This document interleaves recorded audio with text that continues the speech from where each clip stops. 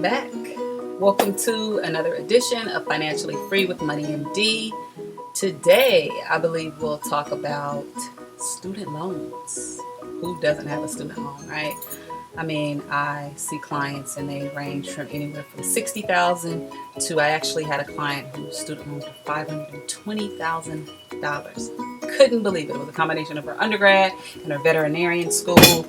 Absolutely ridiculous. So, what's going on with student loans? It's the talk of everything right now. I think we're somewhere in the trillions of the amount of debt that's owed in student loans. And they can be a life changer, a life stopper.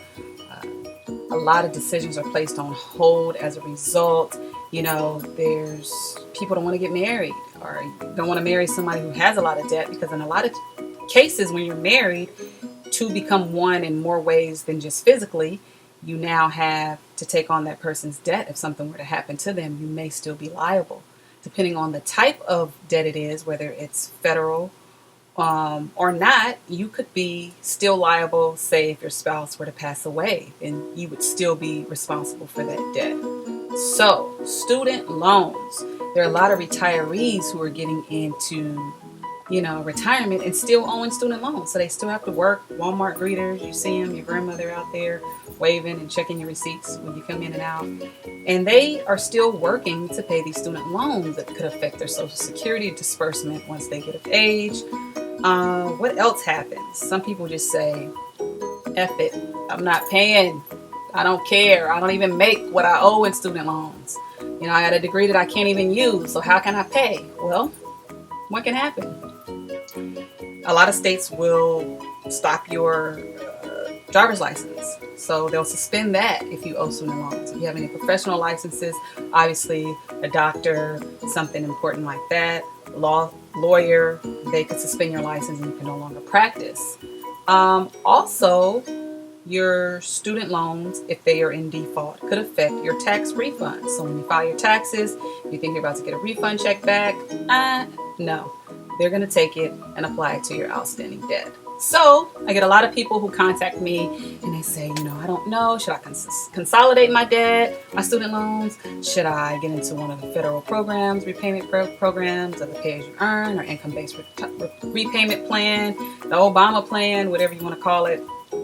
And it's really important to understand how these plans will affect you over time. Everybody in the income-based repayment and the pay-as-you-earn, they're like, oh, I just have to wait for 20 years. And once I pay it off in 20 years, once I make all of my payments in 20 years, and they're going to just remove the rest of the debt that I owe and I'm not going to owe any money. Yes, 20 years winning. Well, do you really think that the government is going to excuse your final debt and just say, you know what? Thanks for making all those payments for 20 years. We're just going to cancel this out. Have a nice life. Absolutely not. Depending on the career you're in or the type of job that you have, you may be held liable for the tax on that money that's excused. So let's say you have $100,000 that's excused and wiped out after that 20-year term, then you'll get a tax bill from the IRS saying, we want our money, cash us out. So be mindful of that. Also, consolidation, all of those plans, what they typically do is lower the monthly payment to make it affordable for you. And what it does is extends the amount of the loan and the amount of interest that you end up paying over time. So while it's easy now to make the payment, in the long run, a lot of those will balloon. Many of you, if you saw me on the news, I told a story of a client that I had who was making her payment after she graduated from pharmacy school. And what she saw is her balance was continuing to grow.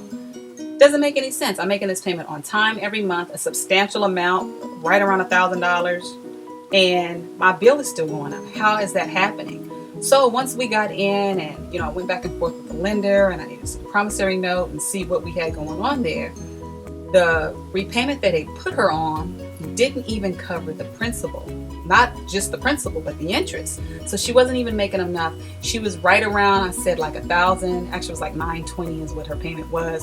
It should have been $1,200 to keep up with the principal and the interest of that loan. So it's very important to understand, they say all that glitters isn't gold. It's really important to understand what is going to happen when you get involved with these plans. How is it going to affect you? You know, are you going to have a short-term benefit and then a long-term effect that could really hurt you and hinder you over time? You want to look at that. Make sure you really understand the program that you're getting into.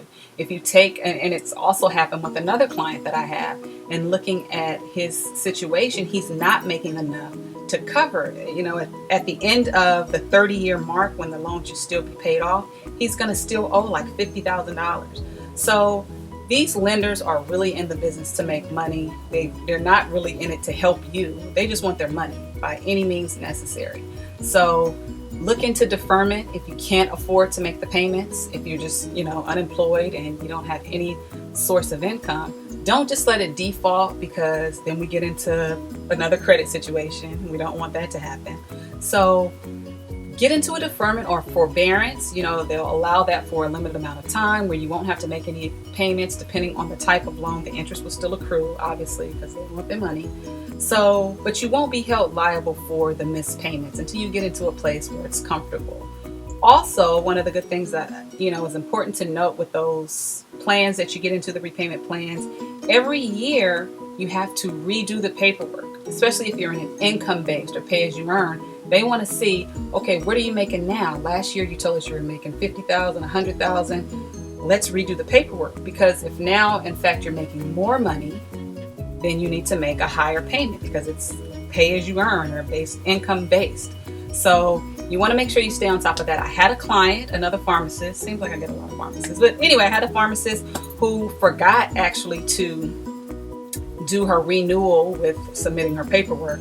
So the lender just charged her with, it would have been her normal payment, which was $1,000 more than what she was making every month. So when she checks her account and notices that they hit her for $1,000 extra, she calls, what happened? You think they're going to give her money back? Absolutely not. So they just held it and applied it, and she had to go through and redo the paperwork, resubmit it. So very important. Open all of your statements. I know a lot of times people like to act like it doesn't exist, and if I don't open it, I don't see it. It's not real. Open your mail. Be real with yourself. Be real with them and tell them, hey, this is my situation right now. What do you want to do about it? I have a lot of clients. Most of my clients, actually all of my clients, are healthcare professionals. So doctors, nurses, they're in that field, and they're making what would be considered mortgage payments every month to their student loans. $1,500, $2,000. And if you know anything and you've been following me, that's way too long. 20, 30, even 10 years is too long to owe to pay those loans back. So there are other options available to you. If you haven't had a chance, visit helpmystudentloans.com, student loans with an S. Make sure you check that out. There's some information on there, a free downloadable book that will give you some options and just explain a little more of those pay-as-you-earn and repayment programs that I spoke about. But it's really important to be educated. Let's really get in and know what we're doing, know how it's going to affect us, and kind of get it head on. Don't wait till it festers and grows out of control before you take a look at it. Make sense? I think so. Lastly, depending on how you look at it, don't get too down on yourself. Most of my clients, they come and they're depressed and stressed out over the amount of debt. And I know a client who would be happy to have that much. I had a person with $60,000 who wanted to jump off the bridge, and I'm like, girl, I got a client with $520 who would love to have your $60. So there's a difference between good debt and bad debt. Your student loan is actually considered one of the good debts, because think about it. In most cases, if you didn't have that education and that background, you wouldn't be able to have the income that you have now, or the profession or the job that you have. So keep that in mind. They're gonna be there.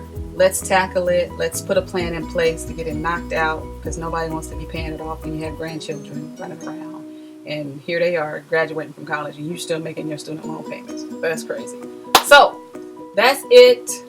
We're gonna stay informed. It's all about education around here. And we're on our journey and road to become financially free with Money MD. See you next week.